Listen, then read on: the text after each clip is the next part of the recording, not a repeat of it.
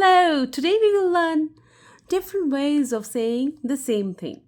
Example, पहली sentence है हमारा अपनी बोतल को पानी से भरो या अपनी बोतल में पानी भरो. इस सेंटेंस को हम बहुत तरीके से कह सकते हैं इंग्लिश के अंदर, जैसे fill your bottle with water, fill up your bottle या refill your bottle with water, or you can say put water in your bottle या fill your water bottle please.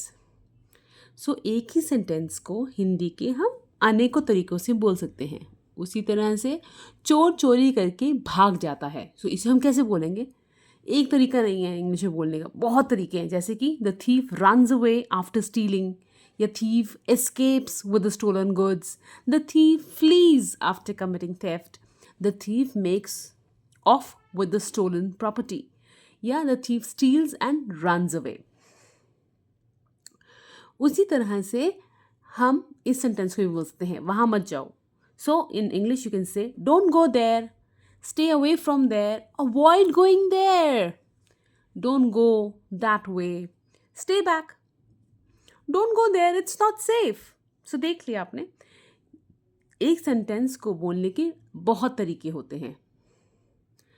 आइए देखते हैं कुछ और सेंटेंसेस, जैसे कि अपने जूते और कपड़े पहनो. तो हम इसे इंग्लिश में कैसे बोलेंगे? Put on your clothes and shoes, wear your shoes and dress, get dress and wear your shoes, put your shoes and clothes on, dress up and wear your shoes. अब हमें बोलना है किसी को कि कोई बात नहीं, इट्स फाइन. तो इंग्लिश में हम कैसे बोलेंगे? पहला तो मैंने बोल ही दिया, it's fine, it's okay, no problem, never mind, don't worry about it, it's all right, no issues. तो इसको कोई बात नहीं को कहने के भी अनेकों तरीके हैं. इसलिए जब भी आपको कोई सिखाता है एक तरीका, तो ये मत मान लीजिए कि इसको इसी तरीके से बोलना है. आप बहुत तरीक़ों से बोल सकते हैं, बस कॉन्फिडेंटली आपको बोलना है. नया सेंटेंस है, अपना बैग बंद करो, तुम्हारे बैग से किताबें गिर रही हैं. So close your bag, zip up your bag, books are falling out of your bag, your books are spilling out of your bag, please close your bag, books are falling out, your books are spilling out, you're dropping your books are falling off. देखा कितने सारे तरीके हैं एक sentence को बोलने के, है ना?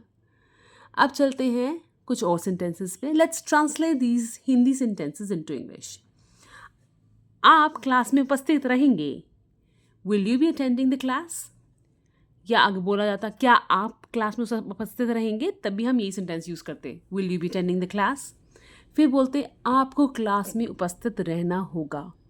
सो हम किसी को पुश कर रहे हैं कि नहीं रहना है, आपको आना है, तो हम यू बोलेंगे you are required to attend the class.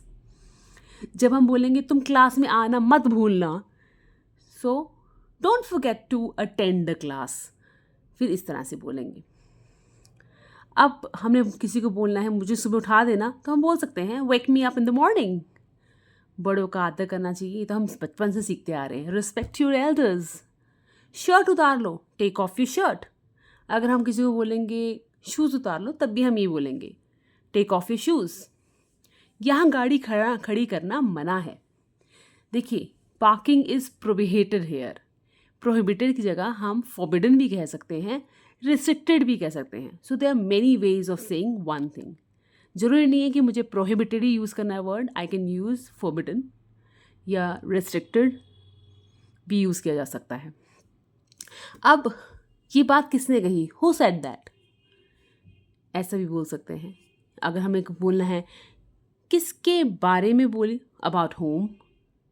बिल्कुल नहीं, नॉट एट ऑल. क्या करना है? What needs to be done? अब जैसे हम कोई काम करने लगे हैं और हमें पूछा किसी से क्या करना है अभी, so we can say it like this, what needs to be done. कहाँ जाना है? Where do we need to go? कैसे जाना है? How do we need to go? हम कैसे जाएंगे? तो हम कैसे जाएंगे? We will ask how do we need to go? और कब जाना है? When do we need to go? कब जाना है? When do we need to go? So these are the sentences which are really important in your daily life, and I'm hoping that you will like this video. So don't forget to share, subscribe, and like it. Thank you for watching it. Bye and take care.